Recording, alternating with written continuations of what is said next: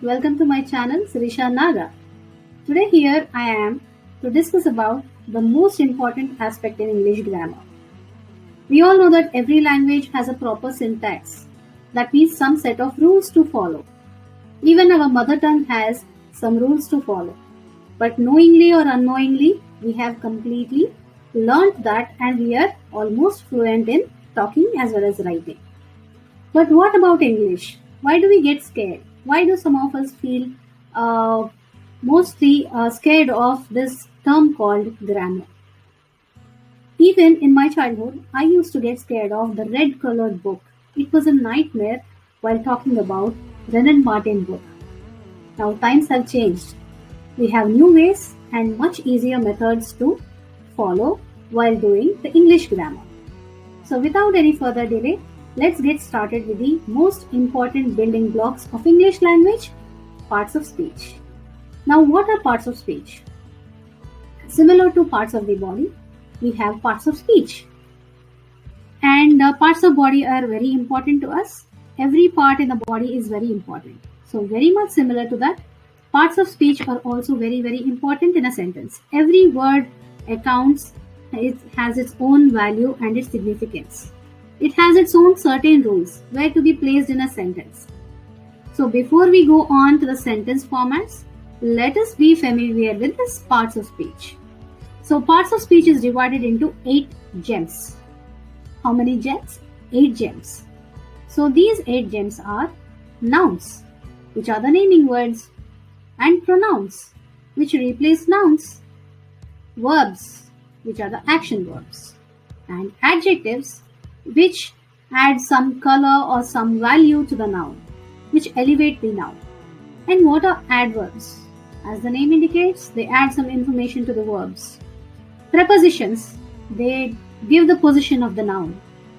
Conjunctions, so they act as junction between the words and the sentences. Okay, so they combine words and sentences together. Interjections are words of expression where we can place, mostly we'll be using this in oral usage, but for written purpose we need to learn them, so they are interjections. So now let's go on with the most important topic of parts of speech, that is nouns. What is a noun? We all know that nouns are the naming words. We are all familiar with the name, place, animal, thing game, aren't we? We are familiar, right? I still play this game because I adore this game in finding new nouns, in updating my nouns bank. Correct? So we name a person, place, we name a place, we name an animal, we name a thing. So name, place, animal, thing will give you a different set of nouns. Okay? So these are nouns. A simple definition to remember: name, place, animal, thing, it will do. And these nouns are again classified into various types. But before that, let's see the definition once. So these nouns are the words which are used as the names of persons, animals, places or things.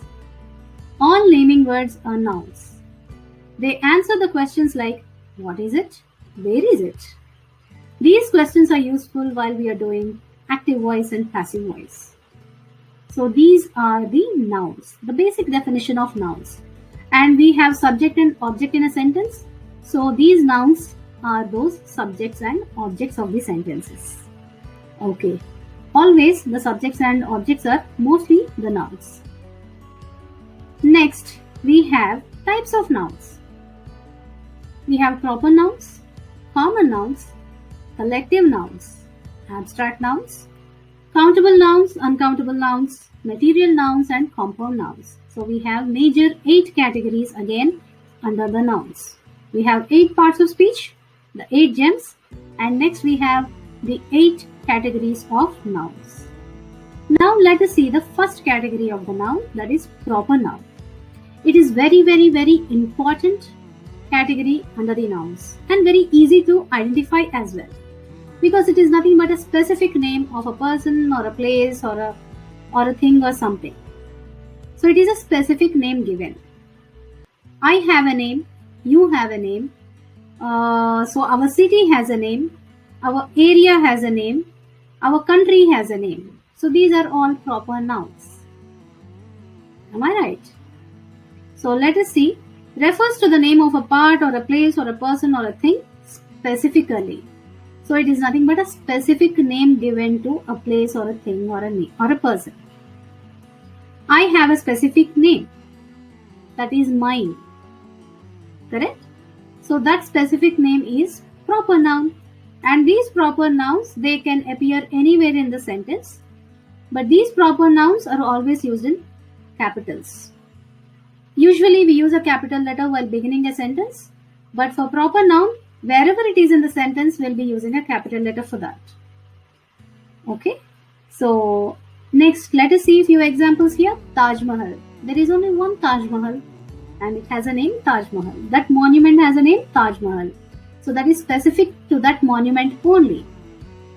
So capital letter. We have Diwali, Festival of Lights. There is only one Festival of Lights. That is Diwali. And we have London, a city named London. So it goes with a capital letter L.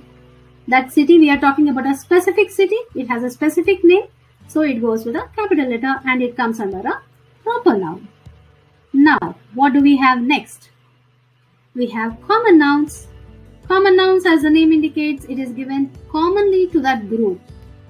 So many come under this group, but it is not a collective noun.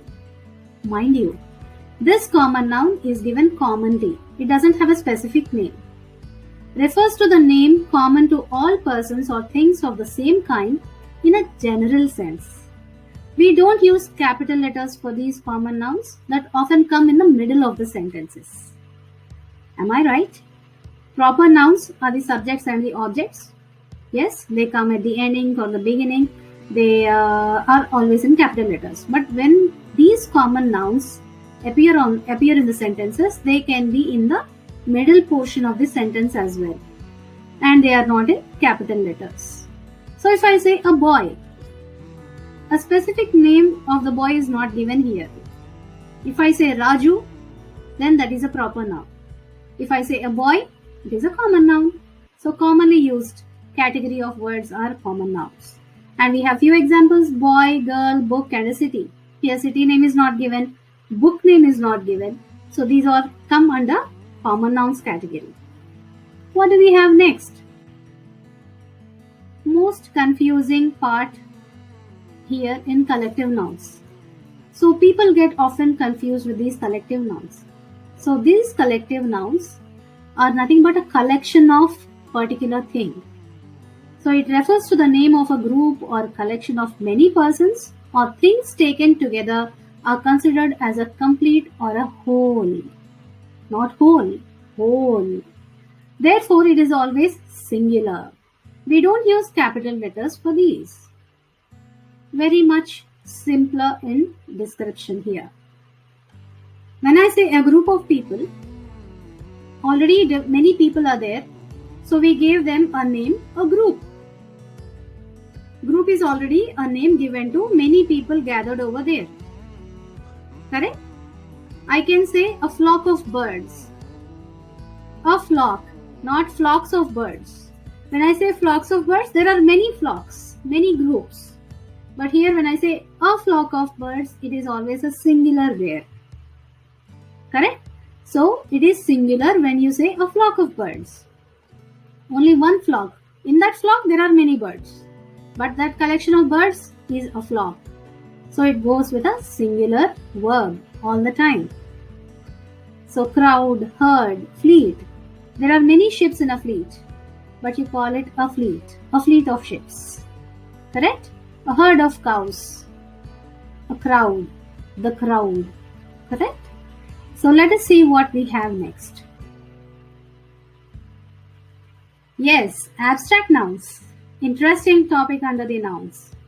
Now all the other nouns, they are physically, you can feel them physically. But abstract nouns, you cannot feel them physically. You can't touch them. You can only feel them. So they refer to the name of a feeling, a state of mind or quality, Something which can't be seen or touched but only be felt. We can only think of it. It names an idea, event, quality, or concept. This is related to ideas or qualities, hence not physical. So, idea, quality, emotions, all these come under abstract nouns. Honesty. Can I touch honesty? I cannot touch an honesty. I cannot touch honesty. I can touch an honest person, but I cannot touch honesty. That is an abstract noun. So bravery, childhood, knowledge, happiness, sympathy. Okay, all these come under abstract nouns. And next, what do we have about these abstract nouns? See, what is the quality that we can talk about? Examples under quality of abstract nouns. Kindness, darkness, goodness, brightness, softness, etc. So all these are qualities, which are again abstract nouns. Actions, movement, compromise, judgment, laughter, coordination, etc. These all come under action category of abstract nouns. State, sleep, poverty, slavery, youth, childhood, etc. They come under the state category of abstract nouns. See, names of arts and science are also abstract nouns, like biology, grammar, music, etc. These are all also abstract nouns. Next, what do we have under abstract nouns? So, how these abstract nouns are formed from verbs, adjectives, common nouns. How do we form these abstract nouns? Let us look at verbs. We have verbs move, growth, and laugh. So, move can be converted to a noun by adding ment and it becomes movement. Movement. Remember, move. Something that moves is movement. And relating to time, it is a moment. moment. So please don't get confused there. Grow, growth. Laugh changes to laughter. So this is how you change a verb into a noun, especially an abstract noun. Adjectives. Bright, brightness. Honest, honesty. Wise, wisdom. So we change these adjectives into abstract nouns. What about common nouns? How do we change these common nouns to abstract nouns? Slave, slavery. Boy, boyhood. Agent, agency. So all these come under abstract nouns. How these are formed from various other parts of speech. Now, common suffixes. What is a suffix? Which is added at the end of the word. An extra addition at the end of the word. So common suffixes to form the abstract nouns are ment, ion, ness and ity. And rarely, very rarely you use these other suffixes like ship, dom, th and hood, hood. So these are rare suffixes. So by using all these we can frame abstract nouns. And next, what do we have? The next category of the nouns, countable nouns. 1, 2, 3, 4, 5. Yes, I can count. I have 5 fingers. So these 5 fingers come under countable nouns, which can be counted. So objects, people, places that can be counted are called countable nouns. They can be singular or plural. Now examples for singular: a bird, a cow, a box, etc. So there is one box, one cow, okay, like that. Coming to plural, we have few, many, several. All these come under countable. Okay, and they are used with a number as well. 2 apples, 3 bats, 9 messages, 5 fingers, etc. All these are with number. So these are countable nouns. Now what are the few examples we have here? We painted the table black and chairs red. So there is one table and there are many chairs. Correct? The oak tree lost 3 branches in the hurricane. Countable. Don't carry heavy baggages while traveling. So heavy baggages. I can count the number of baggages, the number of suitcases that I carry. Right? So that is again a countable noun. Now what is uncountable noun? What do you mean by uncountable nouns? They can't be counted, of course, by the name. Substances or concepts that we cannot divide into separate elements are uncountable nouns. We cannot divide them to count. Okay, we can't count them. Milk. So can we count milk? We can measure milk, but can we count? Of course, I can count bottles of milk and liters of milk. Liters of milk is a measure. Bottles of milk, yes, but not milk. That is an uncountable noun. And similarly with information, water, understanding, wood, cheese, and justice. Always they are singular in a sentence because they take singular verbs only. They are used with indefinite articles. They are qualified by some, much, a little, less, like that. We say some courage, a little milk, less strength. So all these are uncountable nouns. The furniture is heaped in the middle of the room. Furniture, how many ever chairs, how many ever couches you have in your living room, they all account under furniture, which is a singular word again. It doesn't have plural. There is no furnitures. No. Furniture. The information she gave was misleading. There is no informations. Only one information. That information is collection of many things. And so abstract and material nouns are mainly uncountable nouns. So we can remember this way. Abstract and material nouns are mostly uncountable nouns. Okay, so what do we have next? Much easier to understand material nouns. Any material. The bench is made of wood. So that wood is a material noun. It is a noun which stands for the matter or substance of which things are made. So iron, wood, plastic, gold, table, copper, stone. Okay, so all these come under material nouns. Very easy. Next we have compound nouns. We all know about compound substances in chemistry, correct?